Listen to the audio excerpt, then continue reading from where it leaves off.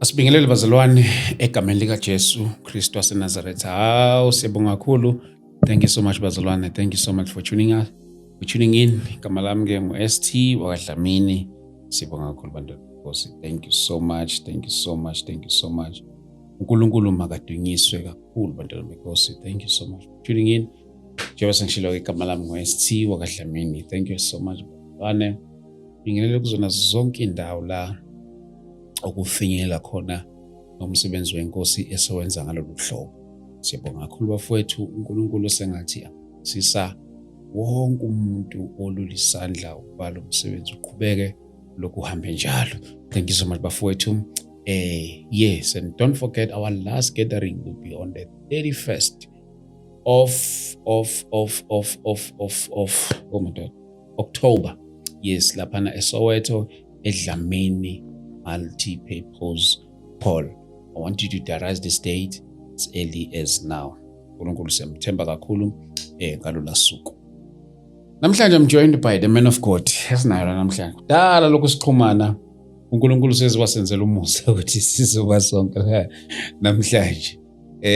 Amanye amadoda lawa ashumayela iGrace. Amadoda eGrace lawa. Mvuka shabala lo right? Dlamini ngiyaphila baba, siyabingelela kakhulu egameni lika Jesu. Sibonge Nkosi mfowethu ukuthi sigcine sesibonene ngalolu suku namhlanje. Siyabonga mfowethu.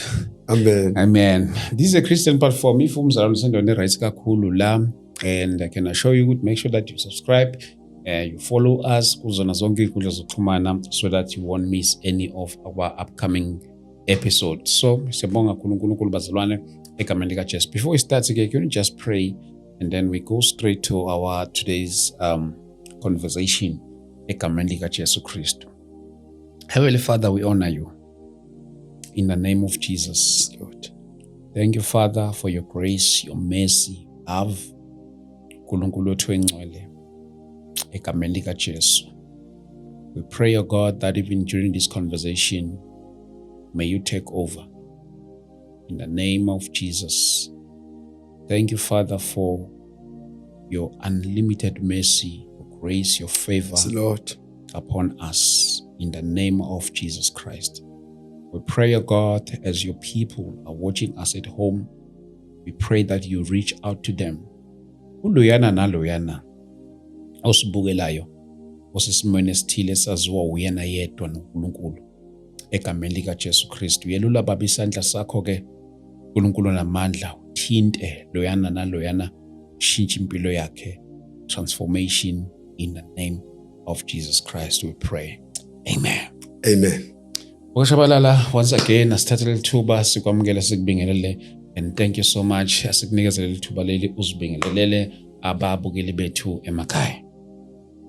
Ngicela ukuthatha leli thuba ngibingelele kakhulu Dlamini, siyabingelela kakhulu indoda kaNkulunkulu. Iqale nje ngawe sikubingelele kakhulu, sikuhlonipha, sikuthanda. Siyambonga kakhulu uNkulunkulu ngalolu hlelo iST Dlamini ST Media.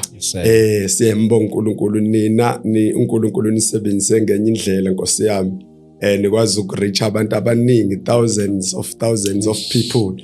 Nenza umsebenzi wenkosi ubelula kakhulu. Siyabonga kakhulu nomndeni wakho, ngathi uNkulunkulu nje anganibusisa baba Dlamini. Siyabonga kakhulu egameni lika Jesu. Ngicela ukuthatha leli thuba ngibingelele bonke abantwana bakaNkulunkulu, ngibingelele bonke abalandeli balolu hlelo Dlamini ST Media egameni lika Jesu Kristu. Sinithanda kakhulu.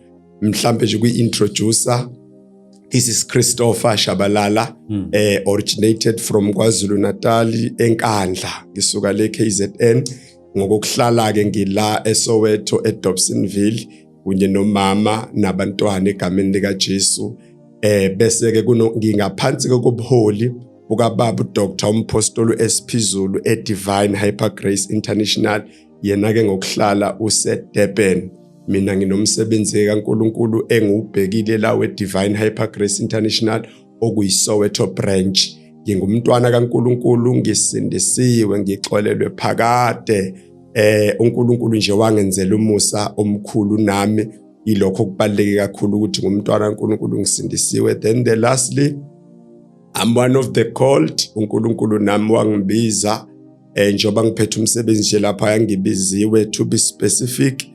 Ngibizele ukuzoshumela ivangeli, ngibizele ukuzoshumela umusa kaNkulunkulu. In fact, I am the minister of the new covenant, the minister of the gospel, the minister of Christ in Jesus' name. Amen. Wow, mfowethu, what a beautiful introduction. Sibonga kakhulu mani egameni likaJesu. Namhlanje ke sikumemile lapha ukuba sizoba nawe lapha ke sizobuka the concept of the gospel. Ke sibukisana nje, ngiyazi ukuthi mhlambe ekuhambeni kwesikhathi uzohamba kwe mhlambe ku branch out kodwa ke inkosi yo lokhu isilekelela ekutheni ukuthi silokhu siqhubeka sibukisana lokho esibukisana khona namhlanje. Mhlamba ke siqale kanje. Uma sisuke sikhuluma nje ngegospel, sikhuluma ngevangeli, sikhuluma ngani, efika kanjani kumuntu, efikiswa yini, kuyenzeka yini futhi nomuntu ukuthi alamukele ivangeli kodwa uthola ukuthi akekho oshumayelile, kuba ukuthi nje uvele wazamukelela ivangeli indlela thizeni, could be any reason. Mhlambe nje ke sikhande leyo foundation about igospel esizongena straight kwi-concept yalo. Siyabonga kakhulu Dlamini. Ya into ebaluleke kakhulu leyo ngoba thina nje njengamaKristu noma abantwana baNkulunkulu into esihlanganisile la sisenkundleni yegospel, silandwe ivangeli. Yes sir. Silandwe ivangeli futhi akekho umuntu owathola ivangeli. Cha. Wonke umuntu osindisiwe watholwa ivangeli. Okay. Wonke umuntu watholwa ivangeli. Ake siqale nje mhlawumbe sibheke ukuthi what is the gospel? Ngoba leli gama elithi gospel igama lesiGreek, malifika esiZulwini kwathiwa nje ivangeli, okuyinto othi mawulandela ukuthi yini ivangeli akuchazeki, uyabona. But masilibheka ke according to the word of God, uthi uJesu lapha ku Mark chapter 16 verse 15 mayevuka emathuneni uthi go ye to all the world and preach the gospel to all the living creatures, uyabona. So amanye ama translation njengo NLT ithi go to preach the good news instead of gospel kufakwa good news. So leli gama lika gospel, these are nearly too good to be true news. Indaba ezimnandi kakhulu ukuthi zingaba iqiniso, ivangeli lelo. Ivangeli siliphiwa uNkulunkulu ngothando lwakhe olukhulu lingachazeki, elanda abantu ngoba ebathanda. Akabalanda abantu ngoba benza kahle ngoba bebahle, no, ubalanda ngoba ebathanda. In fact sizokhumbula ukuthi umuntu wayelahlekile nje kudala umuntu. Yes. Walahleka umuntu elahlekela uNkulunkulu, washo ukuthi uNkulunkulu luthando, wacinga indlela yokuthi ngamlanda kanjani umuntu. Wayesesilethela lento ekuthiwa ivangeli, indaba ezimnandi kakhulu ukuthi ingaba iqiniso. So sizoyichaza ke mhlawumbe lezo indaba lezo ukuthi iziphi. Okay, ivangeli ke silithola kanjani? Ivangeli asilitholi cha ngoba silicinge. Into oyithola into osukuyicinga noma into osukuyifuna.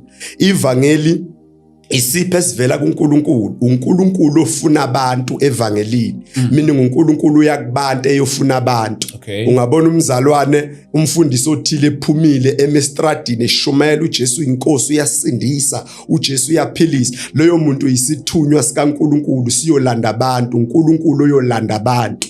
So njoba kuthiwa these are nearly too good to be true news, indaba ezimnandi kakhulu. So lezo indaba funeke ifinyelele endlebeni yomuntu. Mase ifinyelele endlebeni yesoni, bese isoni uNkulunkulu uyasizala masemukela, uyabona.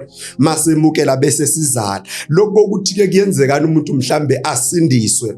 Well, God is not limited. We cannot limit God. Kungenzeka phela uNkulunkulu ayifikele yena mathupha kumuntu. Angafika nangombono ebusuku, afike kodwa hayi ngenye indlela. Ngazi indaba ezimnandi lezi ukuthi nazi indaba ezimnandi sisazozisho ukuthi iziphi lezo indaba ezimnandi. Mayesezwile umuntu sizokuthiwa umuntu uthi hey ngibe nombono ukuthi nokuthi useyasindiswa ke. Okay. Uyabona ukusindiswa ukwemukela ivangeli, ukusindiswa. Okay. Ukwemukela lezi indaba ezimnandi uNkulunkulu asenzela zona. Okay. So igospel nje babudlamini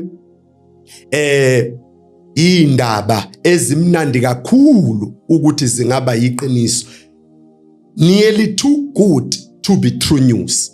lezo indaba lezo wonke umuntu mayifika kuye, wonke umuntu uzwa imfudumalo enhlizweni, ubona isolution empilweni yakhe, because igospel akusiyona eyomuntu or right or perfect or in right standing with God. Igospel yenzelwa vele umuntu olahlekile, njengoba sonke emhlabeni besilahlekile ngokhokho Adam. Uyabona, besilahlekile sase siphiwa lesi sipho sevangeli noma igospel. Ake ngime lapho nje ncike yenkosi. Khona into ishoyo ethatha iattention yami ethi awuli tholi utheni igospel ethola wena not wena. Yebo, awuyitholi igospel.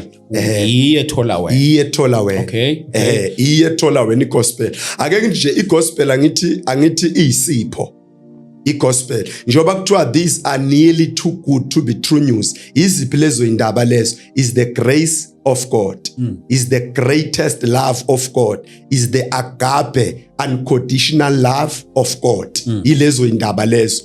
So manje masithi umuntu akatholi ivangeli noma akatholi, cha sithi utholwa yilo ivangeli ngoba yile limfunayo ivangeli, uyabona.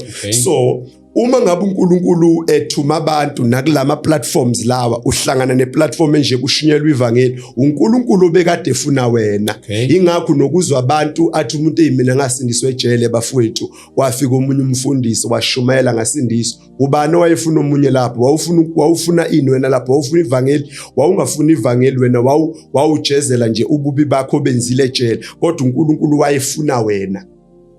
Weza ejele kwashunyayelwa ivangeli lifuna wena. Ivangeli licinga ngisho kuphi? Licinga ngisho ethaveni, licinga ngisho konondindwa, likuthola ivangeli likuthathe wena okwakho uyalemukela maselifikile. So awukwazi ukuthi uthi ulithole ubukade ulifuna yini, ubulazela kuphi? No, uNkulunkulu wafuna wena. Wasebenzisa ama-means, angasebenzisa ama-platform afana nalawo, angasebenzisa i-social media, angasebenzisa iy'ngceku zenkosi. uNkulunkulu efuna umuntu ngoba inhloso kaNkulunkulu ukufuna umuntu owalahleka, kwalahleka umuntu. Mhlawumbe sizokuthinta nje okunye maqhubeka ngesikhathi ngoba la njengoba ngithe I'm the minister of the new covenant. Funeke sikwazi ukuhlukanisa ama-covenant la eBhayibhelini, ukhona i-old covenant ne-new covenant. Ikhona lento yokufuna uNkulunkulu, kuthiwa abantu bayofuna uNkulunkulu, mhlambe bazile ukudla baye entabeni bayofuna ubuso bukaNkulunkulu. Asinayo leyo nto le evangelini, asinayo. uNkulunkulu akafunwa, uNkulunkulu sidalo, uNkulunkulu owenzani? uNkulunkulu ofuna abantu. uNkulunkulu ufunwa kanjani? Yeah. Okay, asenze kanje.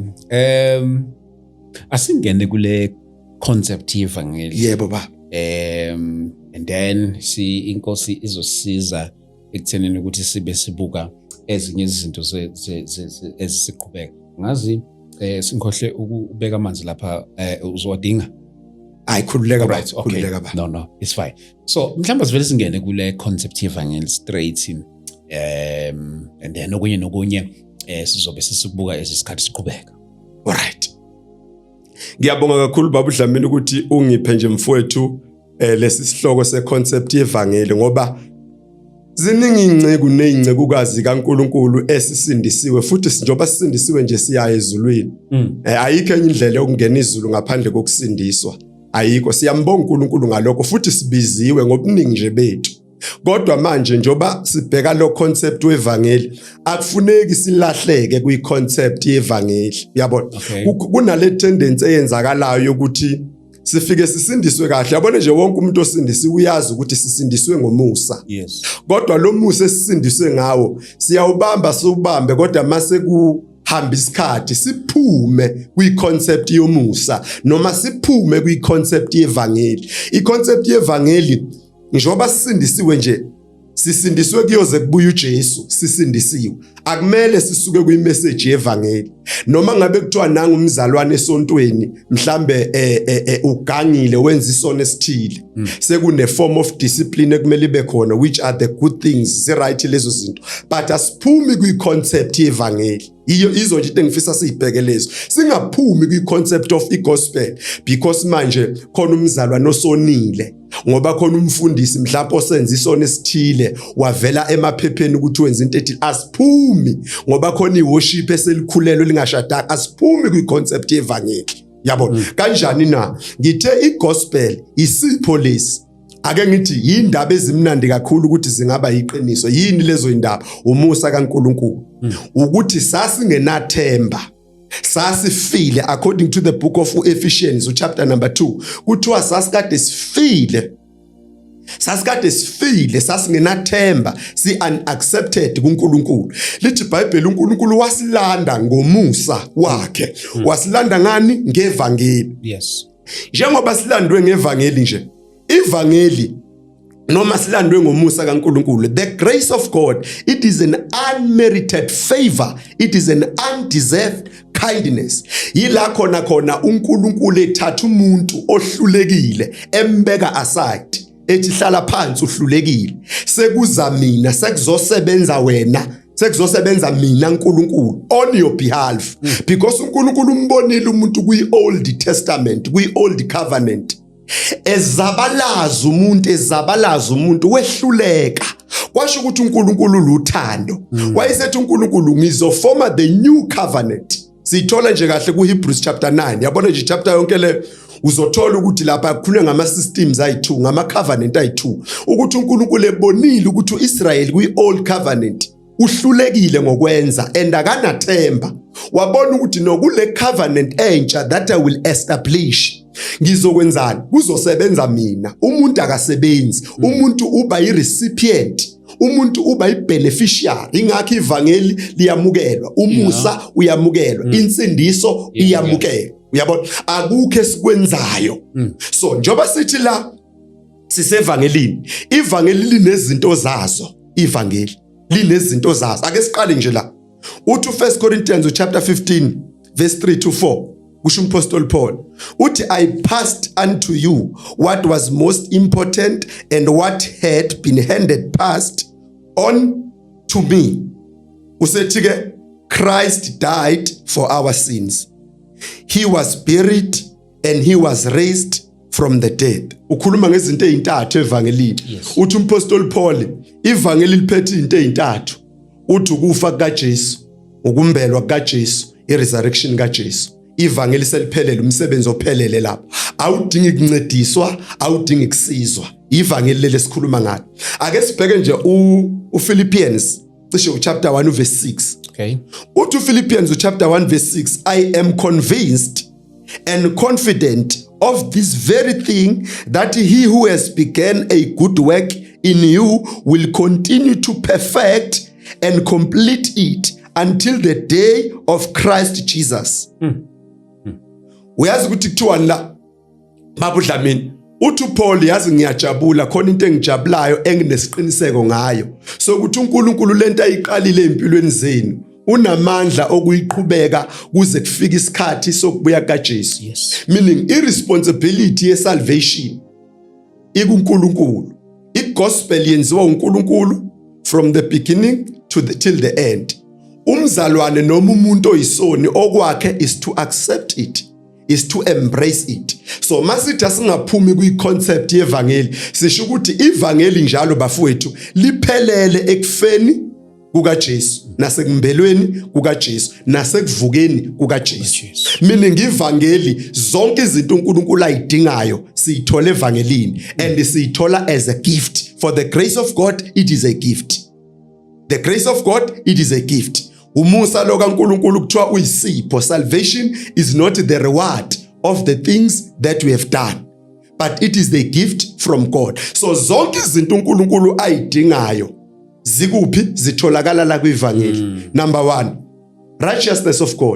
righteousness of God is not something that you can do on your own but it is a gift from God you just accept it you embrace it holiness it is a gift of God you accept it you embrace it ayikho into ekumele uyenze ukuze kuthiwa you are holy before the eyes of God uyemukela kuphela ayikho into ekumele uyenze ukuze kuthiwa you are the righteousness of God no uyayemukela irighteousness whatever uNkulunkulu ayidingayo esidingayo njalo thina uNkulunkulu sibekele yona la kwigospel kwisalvation ikona into ongayenza ngakwenza ulahlekelwe iholiness oh that's a good question That's why ngithi Baba Dlamini akumele siphume kwi-concept yevangeli. Akumele. Uyabona nje makukhona into ongayenza ulahlekelwe iholiness, then access iholiness leyo yani yegospel access, because iholiness yegospel isipho esivela kuNkulunkulu, ihamba nale gospel nale salvation oyemukela. Therefore asikho isenzo okungathiwa uyasenza bese kuthiwa isikulahlela iholiness kaNkulunkulu. Ngaphandle masikhuluma ngeself holiness, then iself holiness into engatholakala nakuphi. Nomuntu ongakholwa sometimes those are the morals, the good behavior. Even neinkolo ehlukahlukene, ama-Muslim, ama-Hindus, Judaism. That's why Tina, under the new covenant, abantu abasindisiwe, we are not the moral teachers, because moral teachers, they are all over the place, but we are the ministers. We are the ministers of gospel. We are the teachers of gospel. I-gospel ike masilinikeza abantu lisuke lingashodi ngalutho. I-holiness yakhona isuke iphelele 100%. I-righteousness yakhona, i-perfection, i-justification isuke iphelele. Kodwa mase siqala sesikhuluma nge-self righteousness, self holiness, that is something else. Akuyona into yevangeli leyo, because there is different between the result of the true holiness or the result or the manifestation of the true righteousness. Ake senze kanje Baba Dlamini. Okay. There is a righteousness of God. Mhlambe nje angazi iBhayibheli unalona noma ngibheke lapha kimi. Alikhona ngalapha. Ngicela nje ke sibheke u 2 Corinthians chapter 5 verse 21. Siqale nje nge-righteousness of God. Oh, righteousness of God. 2 Corinthians chapter 5 verse number 21. Chapter 5. Yes. Verse 21. Verse 21. Ngicela nje ungifundele baba. Okay. First. Oh, say first, not second. That's second. Second. Second. Yeah, but second baba. Okay. 1 Corinthians chapter 5 verse 21. Wenzani manje? Na amaKorinte sebaleka. Okay. Ufundeka kanje. Thank you, Jesus. God made him who had no sin to be sin. Yeah. For us, so that in him we might become righteousness of God. Uyazi ukuthi kuthiwa lapho baba. Kuthiwa lapha God, icela ufunde nje eqaleni futhi. God made him yebo who had no sin to be sin for us. Kuthiwa la uNkulunkulu wathatha uJesu ongasazi isono, ongazi nokuthi senziwa kanjani. Uthi wamenza ini? Isono. Ukuze thina sibe the righteousness of God, so that we might be the righteousness of God. So uyayibona i-righteousness of God ukuthi isebenza kanjani? Akusisona isenzo osenzayo, cha. Ingakho uJesu wayengenasono. uJesu akukho ububi abenza emhlabeni uJesu. Kodwa uJesu uNkulunkulu owamenza ini? Isono, engenasono. Ukuze thina siyizoni noma singakwazi ukuthi ukwenza kahle kwenziwa kanjani, noma singazi ukuthi how to be the righteousness of God, ukuze thina sibe ukulunga kaNkulunkulu. Uyayithola? So the righteousness of God, it is a gift. That is the true righteousness of God. Ngikhuluma ngeyani? Ngeye salvation, ngeye new covenant, noma ngeye gospel. It is free. Iyamukelwa njengesipho. Right. Sengiyemukelile ke Baba Dlamini. I-righteousness of God sengiyemukelile. Isipho. Yeah. Le righteousness of God into engiyiyo, akuyona into engiyenzayo, into engiyiyo. Kufana njengoba ngiwushabalala nje. Njengoba ngiwushabalala nje into engenza ukuthi ngibe ushabalala, akukhona ukuthi ngenza izinto zakwashabalala. Akukhona ukuthi ngenza kahle ngoba abantu bawashabalala benza kahle. Isidi kaBaba uMshengu ekhipha uMshengu. Kanjalo ne-righteousness of God, uthi Peter, we were born of the incorruptible seed. Thina sizelwe ngembewu engabuniyo. So sizelwe uNkulunkulu, we were born righteous, singenzanga lutho. Bese njengoba sengemukele the righteousness of God, sekuyinto ephila kimi, into engiyiyo. Isizozala ke Baba Dlamini, idlale lento esiyibiza ngo positive behavior. the good manners, the appropriate behavior. Kuthiwa ngiubaba umfundisi uShabalala oyiphethe kahle, uyabona, ononkosikazi oyedwa, okwazi ukukhuluma, ongangeni noma ikuphi, oyiphethe kahle. But that's not describe me ukuthi I am righteous. No, I am the righteousness of God by embracing, by accepting Christ. uJesu owangenza ngaba righteous.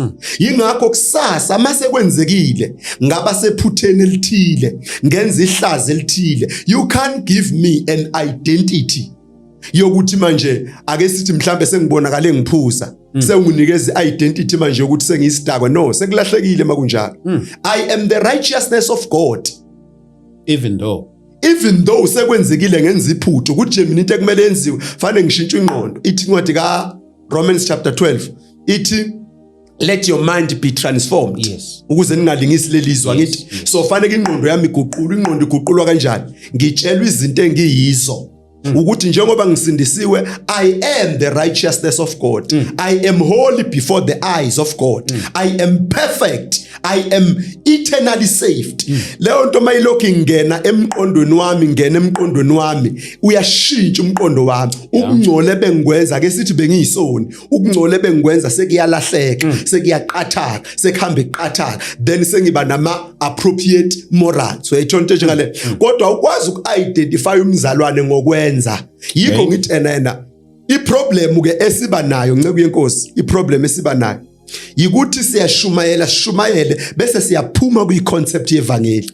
Yingakho mase kujole usisi lapha yana oworshipayo wathola ingane engashadile, sekushintsha intshumayelo manje lakithi, sekumele sishaye umjolo manje esontweni, sekumele sishaye umjolo manje siya-enforce lobu bungcwele. Kanti ubungcwele awukwazi uku-enforce. Ubungcwele isipho esivela kuNkulunkulu. Wonke umuntu omukela uJesu umukele isipho se-righteousness nesipho se-holiness. Ama-fruit azovela avezwa yini? Ukuguqulwa kwengqondo. Ingqondo iguqulwa yini? Ukuthi angithi ake sithi babudlamini, angithi uyambona umuntu uma esindisiwe, nangu umuntu bephuza, ebhema, edakwa, enza yonke imikhuba. Yes. Loyo muntu loyo umesindiswa, ingqondo yakhe ayisindiswa, kusindiswa umoya wakhe. Ake sithi nje she is the righteousness of God. She is holy before the eyes of God. She is blameless. She has received the eternal redemption, the eternal salvation. Ngoba umukele uJesu. Mawumukela uJesu umukela ukuphila kwaphakade. Kodwa ingqondo yakho isazokukhumbuza intombi zakho ezo5. Ingqondo yakho isazokukhumbuza ugwayi lobu kade ubhema.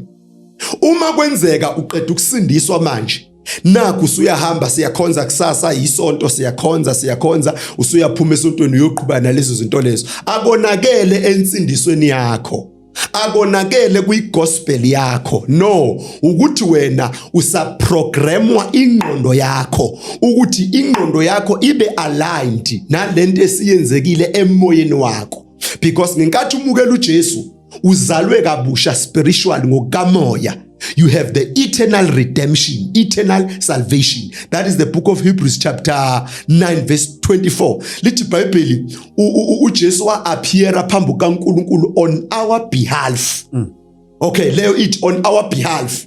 Uverse 12 wakhona uthi wangena uJesu lapha, wangena uverse 12 uthi wangena ngegazi lakhe, hayi ngegazi leimpongo, hayi ngegazi leimbuzi. Wathi to secure the eternal redemption, amanye athi eternal forgiveness, amanye athi eternal salvation. So insindiso i-eternal isipho sitholayo saphakade, and insindiso ayimaintainwa uwe babudlamini. Insindiso imaintainwa ilo iqalile. Njengoba ngishilo ngathi uPhilippians chapter number 1 verse 6, owuqalile umsebenzi empilweni zenu uza kufeza up until Christ Jesus come. Uma uJesu ebuya njengoba sisindisiwe, uyasithola sisindisiwe ngoba ekusindisweni igxathu noma irole kaJesu le akuyona irole yethu. Ngezwakala babudlamini, akuyona irole yethu. So lo mzalwane osindisiwe njengamanje obekade eyisoni, umsebenzi wethu thina njengabafundisi, njengabazalwane, ukuthi manje sizodila nengqondo yakhe,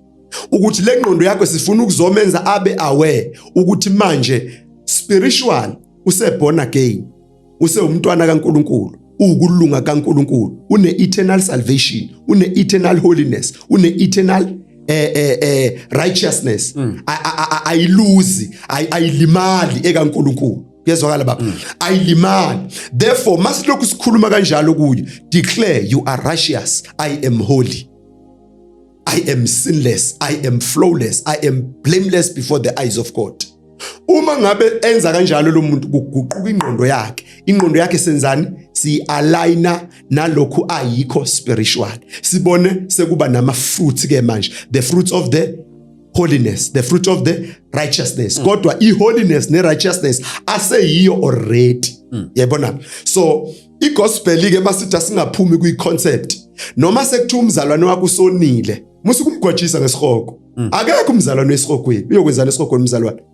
Umzalwane wesihokweni. Abantu abayisihokweni abantu abarejecte i-gospel, abantu abarejecte uKristu, abarejecte the grace of God, because uNkulunkulu uyenzile indlela yokuthi umuntu uhlulekile. Angize mina nguNkulunkulu ngithatha isimo sendodana ngizokwenza on behalf of umuntu. Uma ngizokwenza on behalf of umuntu, then umuntu yena usezomukela umsebenzi ophelele owenziwe. Uma umuntu emukela lo msebenzi lo sesesayidini kaNkulunkulu. Uyazi ukuthi uJohn chapter 10 cishe 28 and 29 and 30 uthi, I give them the eternal life and they will never ever perish. Uthi basesandleni sami nasesandleni sikaBaba, and no one can take them out of my Father's hand. No one can snatch them out. Yes, lokho kusho ukuthi uJesu noma uNkulunkulu izinto asipha zona akasipheli ukuthi kusasa masisingene ephutheni aphinda siphuce. Usiphe phakade. I-salvation into enkulu. I-salvation into yaphakade. I-redemption isipho saphakade. Into enevalue, kodwa ukushumayela kwami babudlamini kungamenza umuntu olalelayo abone ngathi ayilento iwiki le. Abone ngathi iwiki lento le. Kuthiwa kulento le salvation uma uke watholakala usudakiwe nje, ayisekumele manje sewuyisoni. Awusesikho ukulunga kaNkulunkulu, sewuyisoni. Sekumele uhambe futhi uyocela uNkulunkulu ukuthi akuxolele. Nethi iBhayibheli lithi uNkulunkulu uJesu may appear phambi kaNkulunkulu lithi and our secure the eternal redemption, the eternal forgiveness. Kodwa iforgiveness ifunwa every day, each and every day. Abantu bafuna iforgiveness kuNkulunkulu, i-eternal. Kodwa i-forgiveness kaNkulunkulu lithi iBhayibheli i-eternal. Those are the things ike ziyi-problem masikhuluma ngalento ye-concept of the gospel ukuthi musukuphuma ekutheni we are under the new covenant. Siyazazi izinto zakwi-new covenant ukuthi ku-new covenant asikho thina kwi-old testament la bekuthiwa please uNkulunkulu so that God can do something for you. No, thina sikwi-new covenant whereby uNkulunkulu owenzayo thina we embrace, we accept. Kodwa kwi-old covenant kuyenziwa bese uNkulunkulu enzeni abe lijaji, ajaje kulokho osukwenzile. Mawenze kahle I bless you, mawenze kabi you are cursed, you are judged. Kodwa under new covenant it's God owenza umsebenzi, thina we embrace it. Unfortunately masu rejecta lo msebenzi lo ngeke akwazi ukusisiza uNkulunkulu. At what point or what extent whereby umuntu singathi uwile emseni under this gospel of new covenant? All right. Uyibuze kahle, ngiyathanda mawuthi uwile emseni. Right. Ukuwa emseni akusikhona ukuyojola. Akusikhona ukuyophuza. Akusikhona ukuyeka uku-attend isonto. Ayikho into enjalo.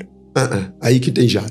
Ukuwa emseni ukuthatha umsebenzi kaNkulunkulu ophelele ubeke eceleni uthi wena ngifuna ukuvela ngezikhwepha zami. Ake ngiphinde futhi. Okay. uRomans chapter 10 verse 4 uthi for Christ is the end of the law for righteousness to everyone who believe. Okay. Right. For Christ is the end of the law for righteousness to everyone who believe.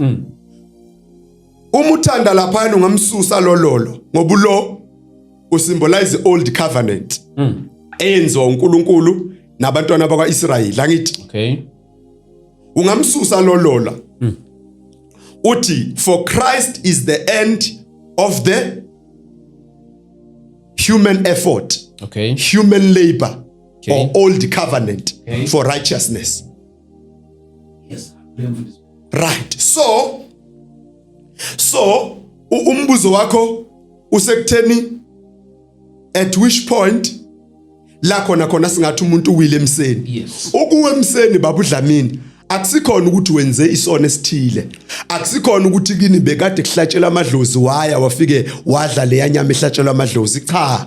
Ukuwe emseni ukuthi wena njengamanje uNkulunkulu swa establisha the new covenant ngoba i-old covenant yayi umthwalo kumuntu yayingamsiza umuntu. uNkulunkulu wa establisha the new covenant lesibiza ngegospel, lesibiza ngesalvation, lesibiza ngegrace, le esithi umsebenzi ophelele wezandla zikaNkulunkulu. Umuntu akangeni kuyisalvation, ungena as a beneficial, as a recipient, uyemukela kuphela, akenzi lutho.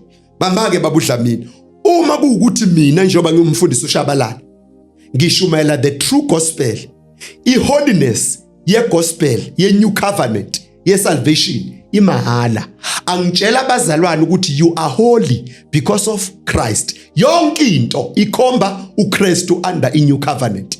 Angitshela abazalwane ukuthi bazalwane bami, you are righteous, you are perfect as you are standing before the eyes of God. Why ngisho kanjalo? Because of what Christ has done. Angithi niyamukela kuphela, you are perfect before the eyes of God, you are blameless, you are sinless, you are justified. Ngikhomba banja, ngikhomba umsebenzi owenziwa uNkulunkulu ngoKristu Jesu.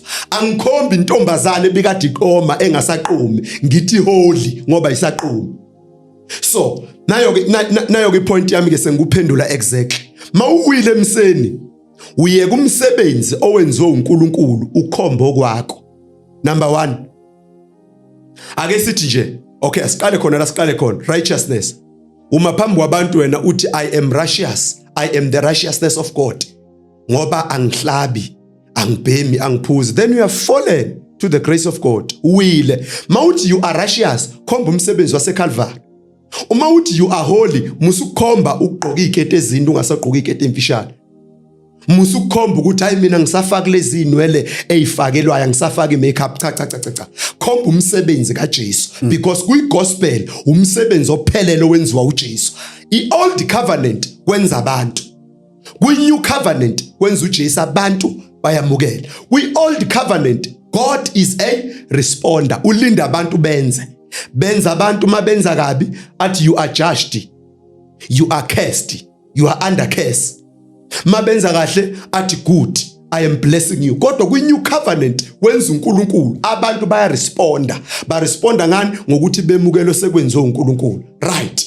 Siqhubeke futhi. Uma uthi wena uzoya ezulwini, uyolibona izulu uJesu mayebuya uzohlwithwa, bese ukhomba izinto ozenzayo uthi ngoba mina ngihleli kahle, ngihlelisene kahle nonkosikazi wami, ngoba mina ngiyahlonipha, you are fallen from the grace of God. No, thani wena uma kubuya uJesu ezolandi, uma kubuya uJesu uzohlwithwa. Uma kubuya uJesu uzohlwithwa. Why? Because you are in Christ. Khomba umsebenzi waseCalvary. Angiphinde futhi ngenezela, na inceka kaNkulunkulu iyashisa, iyavutha, ithandazela abantu, kuphuma amadimoni, ithandazela abantu abafile bavuke. Bese email lapha phambi kwethu ithi hey bazalwane ngasebenza, ungacabanga ukuthi iyadlala lento engiyiphethe la, ngiphethe into enkulu kabi, ngangingedwa bazalwane, ngiphumile 40 days ngisentabeni ngiyofuna le ntambiso. Siyayibonga leyo ntambiso, asifuni leyo anointing leyo wayithola usentabeni uzile 40 days, siyayibonga siyidinga ngoba leyo uzophinda usithomele ngayo ngoba ikhwepha zakho. Sicela le ntambiso owayithululelwa uNkulunkulu. Athu Jeremiah, uNkulunkulu kuJeremiah, ngakwazi before you were even formed in your mother's womb, I consecrated you, I have set you apart, I've ordained you as a prophet. Sicela leyo ntambiso oyiphiwe ongayisebenzelanga. Sicela le ntambiso eze uNkulunkulu ekupha. Siyayidinga leyo ngoba le izoseva kahle. Leyo ukuthi wena wahamba uyehlane wayolala for 30 days ufuna ubuso bukaNkulunkulu wathola le ntambiso siyayibonga siyidingi ngoba le ile ozosithomela ngayo kusasa. Le ile ozosikhukhumela ngayo kusasa. Uma ufallen to the grace of God, ubeka uJesu eceleni, ubeka umsebenzi kaNkulunkulu eceleni, kube uwe. Makukhuna ngeholiness, ukhomba izinto ozenzayo ekwenza ube holy. Righteousness, ukhomba izinto ezikwenzayo ekwenza ube holy. Healing, mina I am healed. Ngiphilile ngoba mina ngafika etendeni lobabothile, ngafike nganikela ngemali yami yokugcina u2000 rand ngaphila lapho. Then you are fallen. You are fallen because the healing, it is a gift. Zonke izinto ngapha kwi-salvation ziyi-gift babudlami. Asenze kanje mfundisi wami. I want to ask you this thing. I'm a preacher of the gospel. Yeah. I preach the gospel and then ngihlangabezana nezilingo. Yeah. Nansi intombazane noma mhlawumbe ngenze nje sibone ngentombazane. Ngiwe okanye ngithi ngigcine sengiphuza utshwala. Yeah. Ngibhema ukwayi. Yeah. You know, gcine sengenza konke lokhu okwenziwa ngabantu. Yeah. Yet I'm a preacher of the gospel. I've been preaching the gospel. Lokho nikubiza ngani? Lokho. Sikubiza ngani? Yes. Kanjani mhlambe babudlami just to be specific. On ngokwethu the concept of the whole thing we normally say uwile enkosini. Okay. Yes. So in that kind of a gospel okanye in that gospel of a new covenant as you said. Yes. So do you consider lo muntu loyo njengomuntu onjani? Okay. Shumayela ivangeli ahlangabezana nezilingo zimeqe ilingo leya ngibeka kanjalo zimeqe izilingo ebese agcine ese umuntu okwenza oyiphilela nje njengezwe. Yes. Okay. Siyabonga kakhulu babudlamini, ngiyawathanda ama questions owabuzayo ngoba yiwo lama questions la ukufanele sisize abantwana baNkulunkulu. Abaningi kabantu kwemashumela kanje bathi sibizela abantu ezonweni, sinikeza abantu license yokona. Mhlawumbe siyokuchaza lokho before siqeda ukuthi insumansumane nje enjani le. Ake siqale lana ke babudlamini. Babudlamini angithi gospel sesichazile noma salvation ukuthi salvation ayisiwona uAfbob. Isalvation ayisiwona uOld Mutual. Isalvation ayisiwona uClientele Life, ayisiwona i-funeral parlor. Okay. Kodwa isalvation uzalo. Isalvation uyazalwa. Kade sisho lapho ukuthi uPeter uthi for you were born with the incorruptible seed. You were born by God. So la kwi-salvation singabantwana abazalwe uNkulunkulu. Yezwakala? Yeah. Abantwana bakwaShabalala thina su7 kwaShabalala. Njoba su7 nje kwaShabalala akukho esakwenza thina.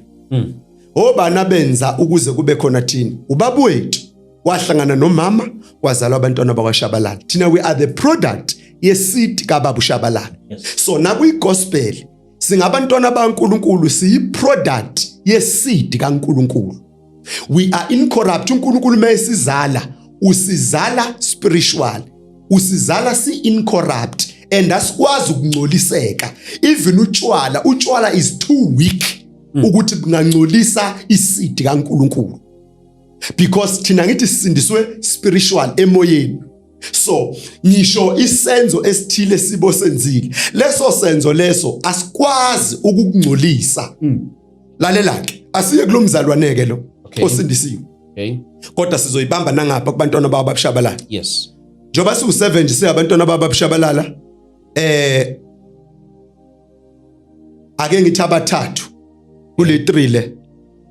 Omunye ufundile walalela abazali, wahlonipha, waqeda isikole, waba usocial worker. Yes. Omunye naye wenza kanjalo, wafunda, walalela, wahlonipha, wakholwa, waba uthisha. Uyabona? Yes. Omunye waba usomabhizinisi, omunye waba udoctor, kulaba abawu4 bayakholwa.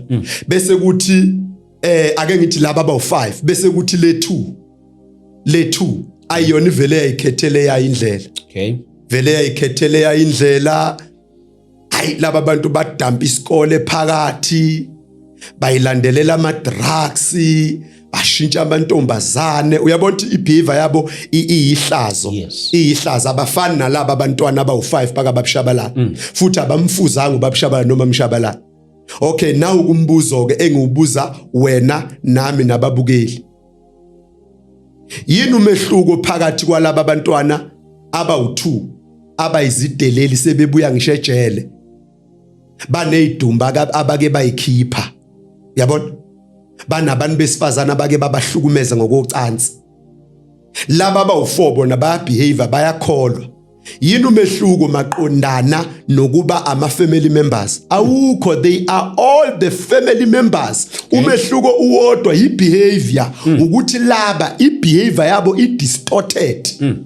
Laba badinga ukusizwa maqondana nebehavior yabo. Kodwa lezi ingane zo7 hey kababushabalala. Uma ngathiwa manje la kwashabalala kunomshado, noma ngabe kuthiwa sihlala eJohannesburg, so abanye eDurban, abanye eCape Town, ubabushabalala mayisibiza nje kunomshado, ubiza zonke izingane zakhe zo7, ebhemayo, ephuzayo, engabhemi, engaphuzi, because lento yokuba ngwakwashabalala sazalwa singoshabalala kusiyona ibehavior. Asiye kumzalwaneke.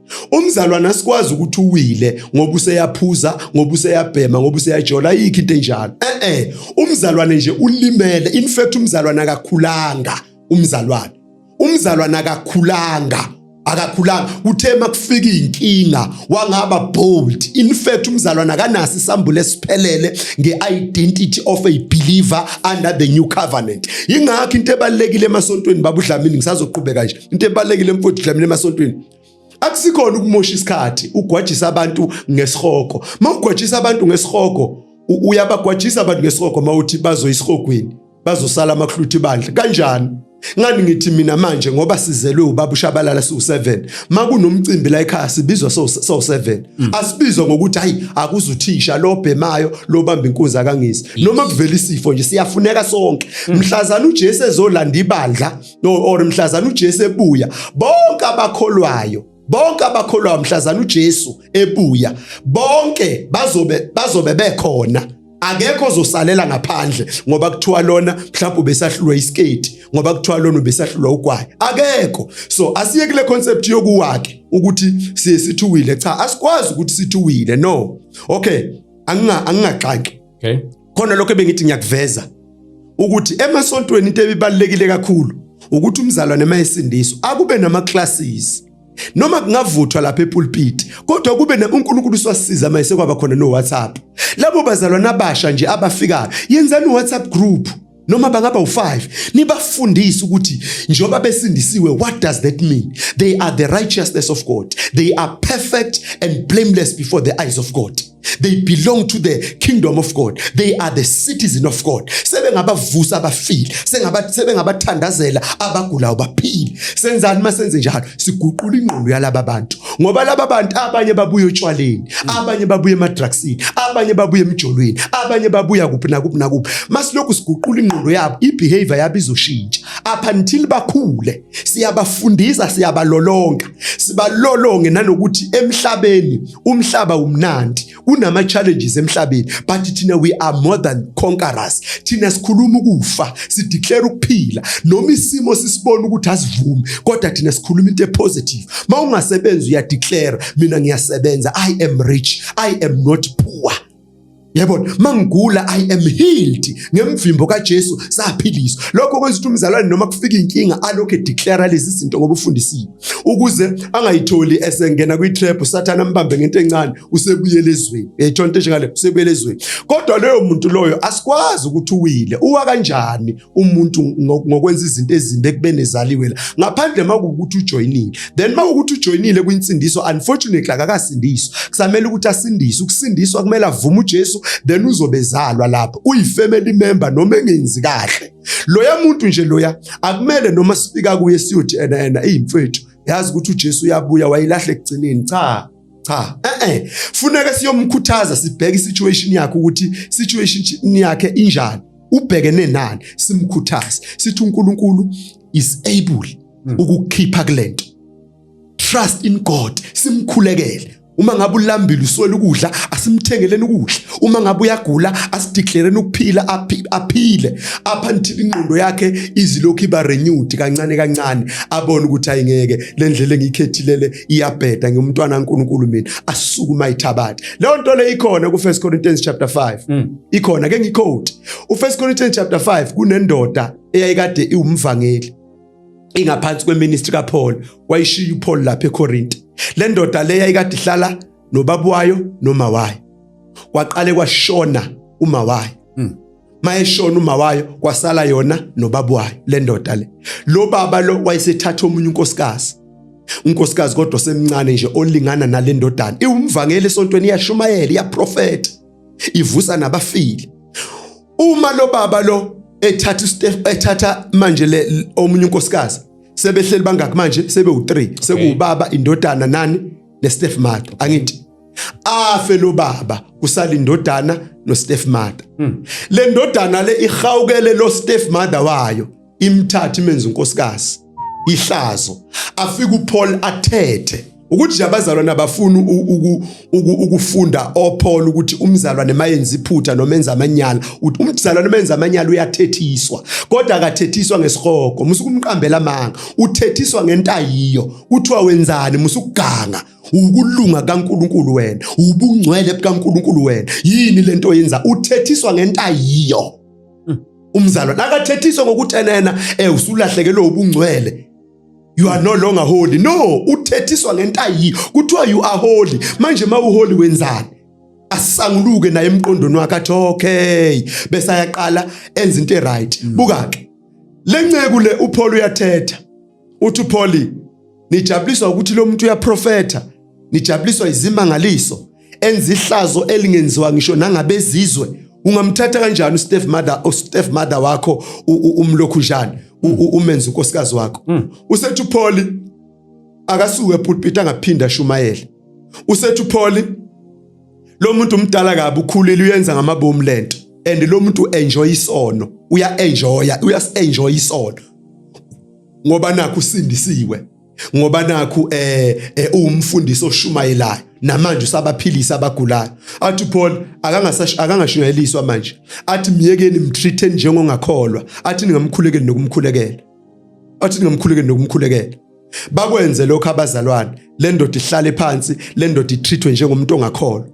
Bese le ndoda le ibuyele ingqondweni zayo ixosha uStepmother yabona ilungisa isimo bamtshela abazalwane ukuthi umpostoli omkhulu uPaul bathi hayi le ndoda leyana isimxoshile uStepmother athi mbuyiseni akaqhubeka ashumayela akaqhubeka uNkulunkulu amsebenzisa. Uyabona akashonga ukuthi uPaul uzoya esihogweni lo ngalento ayenzayo eyihlazo. No, uthe no lo muntu uyadelela phela umfundisi webandla lo akahlale phansi and ningamkhulekeli.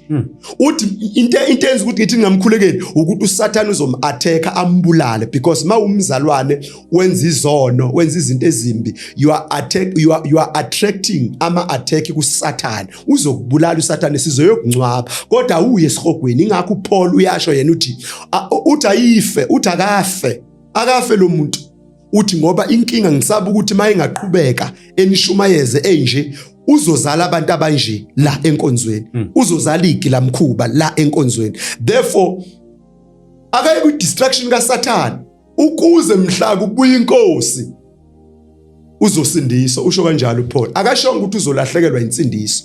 So lo muntu lo obekade ekholwa nangu usebuyele otshwaleni usebuyele emantombazaneni akonakele kuyinsindiso yakhe usindisiwe ukuphila kwakhe kufihliwe noKristu Jesu emazulwini. Colossians chapter 3 verse number 3 nafa ukuphila kwenu nafa kanye noKristu ukuphila kwenu is hidden with Christ in God.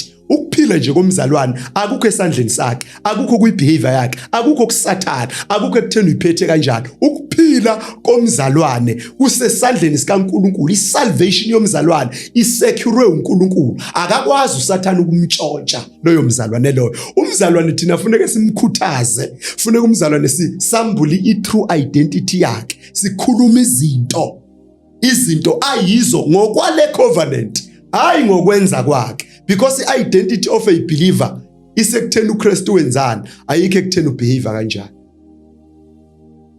Kungesikhathi singakanani ngikwenze lokho ebese ngiyadlula emhlabeni ngiyapi njengoba ngishilo nje Dlamini mfowethu ukuthi uma usindiswa ukuphila kwakho kufihliwe noKristu Jesu emazulwini. So ngamanye amagama uchaza ukuthi indlela engiphila ngayo la emhlabeni has got nothing to do ukuthi mase ngishonile ngiyesihogweni noma ngezulwini, as long nje ngathi mina ngisindisiwe. Nalo nje elinye iphutha ke sinalo. Na ubani umuntu othe ena umuntu mayeshona sekuzodetermine ukuthi uyesihogweni noma ezulwini. Iphutha lelo. Umuntu mayemukela uJesu, angithi umuntu unama realities awu2. Umuntu uphila ezulwini nasemhlabeni. Ukuthi ezulwini uphila uKristu Jesu. Angithi uKristu Jesu wakhuphuke umuntu. Angithi uJesu mayevuka emathuneni. Babudlamini. Wavuka umuntu angithi physical. Wakhushulelwa ezulwini. Umuntu mayesindiswa ufihlwa kumuntu uKristu Jesu ezulwini ngokomoya. Meaning sikhona thina ezulwini spiritual. Thina esindisiwe. Kodwa la emhlabeni sikhona physical. Same thing applies to uJesu. uJesu ukhona ezulwini physical. Kodwa emhlabeni ukhona ngomoya ongcwele, ukhona spiritual. Ukuphi emhlabeni uphila kithi ngomoya ongcwele. So umuntu mayesindiswa unama realities awu2. Njoba ngila nje nawe mina njoba sindisiwe nje. Silapha emhlabeni physical. But ngokamoya sifihliwe kuKristu Jesu. And akakwazi uSathane ukungena lapha. That's why lithi iBhayibheli bekana ingcebo yenu kuphi ezulwini la kungangeni khona ngisho ilihlwa. Ezulwini akangeni uSathane. Asitshontsheki kuNkulunkulu. So lo mzalwane lo esithi usindisiwe kodwa usephila uma ithanda, usephila nje igarbage life, impilo eyihlazo. Loyo muntu loyo akasona isibonelo la kubazalwane nakubantu. In fact nje lo muntu ukusindiswa kwakhe akunayithelo. Ukusindiswa kwakhe akubasiza abantu, uyabona. Kodwa ukusindiswa kwakhe khumbula in life union with Christ, ufihlwe kuKristu spiritual. So njobe efihlwe laphana nje ufihliwe le, angeke asakuluza ukusindiswa kwakhe. Angaluza impilo yakhe ngokuphila budedengu. Ake sithi nangumfana osindisiwe ona 18 years ajoin ama gangsters, behambe bentshontshela abantu amafoni, behambe bentshontshela abantu imoto. Uzothola umvuzo walokho. Uyazi umvuzo lokho yini? Uzothola okuclever banjengaye, bamfaka inhlamvu afe noma ahamba ejele. Kodwa uboshwe physical, hayi spiritual. Spiritual kudala agcinwa le. Babudlamini, God is not a failure. uNkulunkulu that's why asinikeza isalvation, ingoba isalvation eyaphakade. uNkulunkulu akakwazi ukusinikeza izinto engizothi namhlanje sengijolile, sengiyiluzile, sengiyahamba baba ngonile phambi kobuso bakho ngimubi, seyiyabuya isalvation. No, umdlalo leyo nto leyo, into engenziwa umuntu leyo. uNkulunkulu wasinikeza into yaphakade, ingakho masisindiswa. Ake simfunde manje lokhu njani. Colossians chapter 3. Ake simfunde nje ngiyacela. Ake simfunde nje Colossians chapter 3 verse 3. Ungivulele nawe lapho ku. Sibone lento le ukuthi ihamba kanjani. Ngoba izo zonke lezi zinto wena babudlamini sithi abantu abangasuki kwiconcept yevangeli.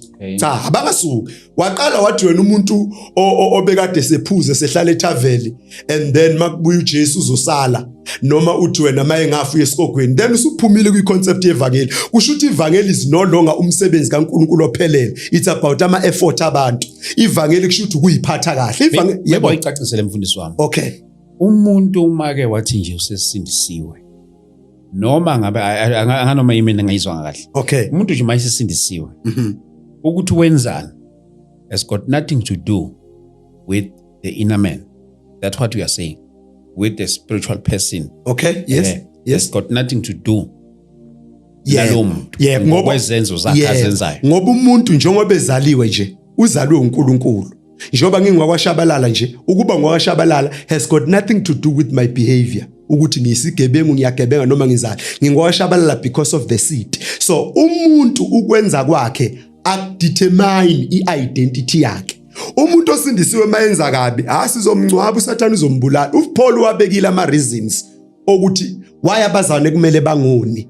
why abazali kumele banguni sizobuye siwabheke mhlawumbe kuRomans or mhlawumbe ngelinye ilanga wabekile ama reason akashonga ukuthi nizoyisihogweni uthe ningoni ngoba nifile maqondana nesono nifile maqondana nomthetho and ngoba uSathane uzonibulala uma nona niphila impilo engekho right nisindisiwe nivulela uSathane amagebe ukuthi akanibulala aniye esihogweni right ake sifundeke Colossians chapter 3 verse number 3 for you died to this life and your real life is hidden with Christ in God. Ngicela nje ukuchaza lokho. Okay. Kuthiwa you have died to this life. Uyenza ulife oqala kuthiwa to this life. Uno this life. Yes. Ake ngiphinde futhi. For you died to this life. Ulife number 1 with this life. Nangu life number 2. And your real life is hidden with Christ in God. Ulife number 2 uhamba nobani? No real. Ulife number 1 uhamba nobani? No this life. For you have died to this life. And your real life is hidden with Christ. Lalelake Babu Dlamini. Babu Dlamini real life ilo o spiritual. This life ilo wasemhlabeni. Ingakho this life njoba siphila la emhlabeni siku this life. Ingakho kuyenzeka namhlanje kwamina ngisindisiwe kodwa sengiyagula sengisesibhedlela sengiadmitiwe. Ingoba this life unama limitation. Namhlanje ngenza kahle ngiyanconywa ngimuhle ngenza kahle bangijabulela abantu kusasa sengenza iphutha this life kuthiwa thina safa ku this life kodwa kuthiwa there is a real life real life is hidden with Christ in God so njoba kuthiwa we are hidden with Christ real life kukhuna ngo spiritual life njobe hidden ufihliwe akekho kwazi ukungena lapha yana amkhiphe real life noma this life physical life okay ake ngisho kanjalo this life physical life noma ngakubhayizisa impilo ikubhayizise sometimes uyithola usushayekile awunali worship ala sport manje how just because of iChristmas nje nge25 usudakiwe wenzani lo sisi sport kodwa lo sisi lo fanele simsize nje simkhumbuze ukuthi hey musukhohle ukuthi ubani wena ufunani manje lapha mina ngicela usidwele isithombe mfundisi wami according to the book of Galatians chapter 5 mhlawumbe awungifundele wona nje okay chapter 5 I think verse 19 uke usicacisele wona okay iapplication yakhe more especially regarding the issue of ukuphila kwakho la emhlabeni but still mase nje mhlawumbe awustayisa Galatians chapter 5 verse 1 Galatians chapter 19 chapter 5 verse 19 yeah 19 okay 21 when you follow the desire of your sinful nature the results are very clear sexual immorality impurity lustful okay pleasures idolatries okay not so on and not so all selfishness ambitious dissension division okay envy drunkenness ukuphuza lokho wild parties and other sins like this let me tell you again as I have before that anyone living that sort of life will not inherit the kingdom of God okay yabona ngiyathanda ke mawuza namavesi anje azokwazi ukuletha iclarity yabona well ke ngizozama nje ukuyikha phezulu but bekungaba kuhle ukuthi siqale eqaleni kwala ekukhulunywa khona ngama fruit of the spirit because la umpostoli Paul ukliye la ithi nje nginarrate lapho bese siya straight ku verse 19 ngoba izothatha isikhathi mhlawumbe angazizothi seselwe isikhathi singanani okay so umpostoli Paul ukliye la uqale wakhuluma ngama fruit of the spirit angithi yes ukuthi izithelo zikamoya zisobala izithelo zikamoya zisobala ukuthi kindness peace yabona joy all those things self control ukhuluma ngani ngama fruit of the spirit right so njobe ekhuluma ngama fruit of the spirit akakhulumi ngebehavior yabantu ukuthi behavior yabantu ibafaka ezulwini kodwa ubabekela ukuthi njengoba singabantu bakamoya sinomoya ongcwele there are fruit of the Holy Spirit azo manifesta kuphi kithi bese wabalekela ama fruit of the Holy Spirit akasho ukuthi ama requirements asisezulwini cha utshela nje bazalwane bami njengoba nisindisiwe thina singabantu bakamoya, there are fruits of the Holy Spirit, yilawa nalawa nalawa. Bese aphinde futhi adlulele la athi akhona futhi nama fruit kabani, asiphinde futhi lapha ku-19. When you follow the desire the desire of your sinful nature, the results are very clear. Sexually, okay, uyazi ukuthi uthini, uthi the desire of your sinful nature. Ake siqale nje sibheke lo sinful nature. Sinful nature imvelo yokona. Okay. Kukhulunywa ngezoni ukuthi isona esino sinful nature. Kodwa umuntu osindisiwe une righteous nature. Awukwazi ukuba nezimvelo eziwu2, the sinful nature and the righteous nature. No. Mawungasindiswanga, you have a sinful nature. Ingakho noma ungayiphatha kahle, noma ungangaqoma, noma ungangaqomisa, noma ungangajola, noma ungangaphuza, it has got nothing to you to do with ungena izulu wakho. Awuyizulwini nama morals wakho amahle, because izulu asilingeni ngani ngama morals. Kanjalo futhi nesihoko asisingeni ngokwenza kabi. Cha. Izulu yolingeniswa ukuthi umukela umsebenzi ophelele owenziwe uKristu Jesu. Isihoko usingeniswa ukuthi urejecte umsebenzi ophelele owenziwe uKristu Jesu. Ilokho kuyokufaka esihokweni. So la kuthiwa abantu abangakholwa isobala imisebenzi yabo yobumnyama, ukuthi ubufebe, ukuphinga, idolatry nan. Alright, asibe specific ke kithi esenza lokho ukuthi umpostoli Paul uthini. Uthi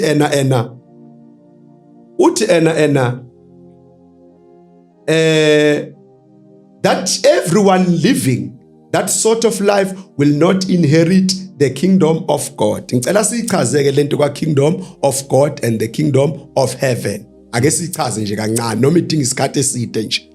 Kingdom of God, kingdom of heaven. Kingdom of God kukhulunywa ngama kingdom dynamics. Kukhulunywa nge reality yomzalwane. Kukhulunywa, yabona nje basindisiwe nje. Kukhona izinto ekumele si-inherite sisemhlabeni, babudlamini. Yikho ngithi ama-kingdom dynamics and ama-kingdom realities sisemhlabeni. Akumele thina singabazalwane sistruggle ukuthandazela umuntu ogulayo aphile. Akumele thina singabazalwane sistruggle ukuthandazela umuntu onamadimoni. Fune size sibiza ufire kasikhombisa, fire kasikhombisa. Cha, funeka umuntu onamadimoni sithi demon out, libe lihambile idemoni. Afuneka size si-entertain ngisho amadimoni kuthiwa nakho manje sebekelisiwe abantu bazoklewula benza yonke lento. Cha. If we really know and understand our position. So la khuna ngama dynamics ukuthi uma ngikholwa ngisindisiwe kodwa kunezinto ezithile engizenzayo la, I am limiting myself ukuthi ngi-operate according to the way uNkulunkulu abheke i-believer ukuthi kumele li-operate kule dimensions. Kunama dimensions esingeke size sikwazi ukulokhu njani ukuperforma on that certain dimensions or level because of ngiumfundisi kodwa ngiphila kabi, ngiphila i-garbage life. So I am limited. Ngisindisiwe nje kodwa khona izinto ezingishayayo. Angikwazi ngisho ukuthandazela umuntu aphile phethwe ikhanda. Angikwazi ngisho ukuthandazela umuntu onenkinga kwenzeke ama miracles. I'm not operating to dynamics of the gospel, to the dimension uNkulunkulu afuna ngioperate kuyo. In fact mina ngingayikhuluma izinto kodwa zingenzeki. Then ukukholwa kwami akukho effective kubantu. Insindiso yami ayikho effective kubantu. Wemzalwane okholwayo osindisiwe uyaye ezulwini kodwa uyabona ukuthi kuba khona kwakho la emhlabeni kufana nokuthi ku-useless, because uma ngabe insindiso iwusizo kubantu waye yakhe insindiso ingabasiza abantu. It because of indlela ophila ngayo, you are not operating to the certain dimension uNkulunkulu afuna uoperate kuyo, to the dynamics of the gospel, the kingdom of God. There are kingdom dynamics. Kunendawo uNkulunkulu asibekele yona ngoba sisemhlabeni ukuthi right, njengoba ngumfundisi Shabalala nazi izinto okufanele ngioperate kuzo mangikhulekela ukuthi kwenzeke, mangithinta ukuthi kwenzeke, but I will struggle uma kuukuthi impilo yami iyantenga like physical, angiphili kahle ngoba usathane uthatha advantage kimi. Right, Mfundisi wami, ngenxa yesikhathi sethu sayidonsa maybe into esizoyenza mhlambe sizozama ukuhlela ukuthi sithinte okunye okusalile khona okusalile but our session isifike ngasekugcineni. Maybe let me give you this opportunity, mhlambe amazwi ongavala ngawo nezinto nje ongazigcizelela. Ngiyabonga kakhulu Baba Dlamini ngethuba, ngibonga kakhulu nakubabukeli. Nakho nje ngingakusho, mhlawumbe siyokuthinta ngelinye ilanga ukuthi thina abazalwane be-New Testament, thina we are preaching izinto ze-New Testament. We are under the new covenant. We are not under the old covenant. Asingabhayiziswa noma singathikamezwa i-old covenant the way beyi-operate ngakhona. Nayo sazoyichaza ukuthi uNkulunkulu kwakuyi-old covenant ubevele operate ngegrace, kwakuyi-old covenant ube-operate ngegrace kodwa abantu bayi-reject igrace. Sizoyichaza ukuthi u-Adam wa-rejecta kanjani igrace ukuze abe senkingeni, nabantwana bakwa-Israyeli banikezwa igrace bayi-rejecta. So ichaza ngelinye ilanga. Manje le covenant esikuyo it's a new covenant. Asishumayeleni izinto ze-new covenant. Iziphi izinto ze-new covenant? Ukuthi umsebenzi wenziwa uNkulunkulu wonke we-salvation noma we-gospel wawuqeda. Thina singama beneficiaries siyamukela. Akukho esikwenzayo ukuze sibe bahle phambi kaNkulunkulu. Akukho esikiyekayo ukuze sibe bahle phambi kaNkulunkulu. Sibahle phambi kaNkulunkulu ngoJesu. Lithi iBhayibheli, lena indodana yami engithokozile ngayo, izweni laleleni. uNkulunkulu uthokoza ngoJesu kuphela. So thina masike samukela uJesu sesingabathokozisi bakaNkulunkulu, hayi ngebehavior yethu. Siyabonga. Mfundisi wami, siyabonga kakhulu. Thank you so much, man of God. Mhlawumbe naku bazona abathanda ukuxhumana nawe for further engagements bakuthola kanjani? Siyabonga kakhulu Mfundisi uShabalala. Ningamthola nje lapha eSoweto eDobsonville, Siphiwe Village Community Hall. Ngama Sundays siyakhonza lapho. And then Umfundisi uShabalala ungamthola futhi kule number ka 063 1806 uyongithola ku WhatsApp lapho. And then sinama group la esifundisa khona, ngoba lana akulula ukuthi ungaqhaqha zonke izinto. Uyabona nje ngiyafisa ngathi ngingafundisa ngama covenants ukuthi ahlukana kanjani ama covenants, kodwa sinayi group la esifundisa khona. Uyayijoina nje ka WhatsApp la sifundisa khona every week. Sifundisa abazalwane baze bambuleleke ukuthi i-new covenant i-operate kanjani. Amen. Amen. Thank you so much bazalwane. Asibonge kakhulu. If you want to be in contact with us, 0788 417 844. uNkulunkulu makanifihle, makanibusise nonke lapha emakhaya. Sibonge kakhulu. Don't forget 31 October Dlamini Multi-Purpose Hall eSoweto. uNkulunkulu makanigcine anifihle nonke emakhaya. Sibonane kwi-episode yethu elandelayo. God bless you. Amen. That's all. Man of God. Aye.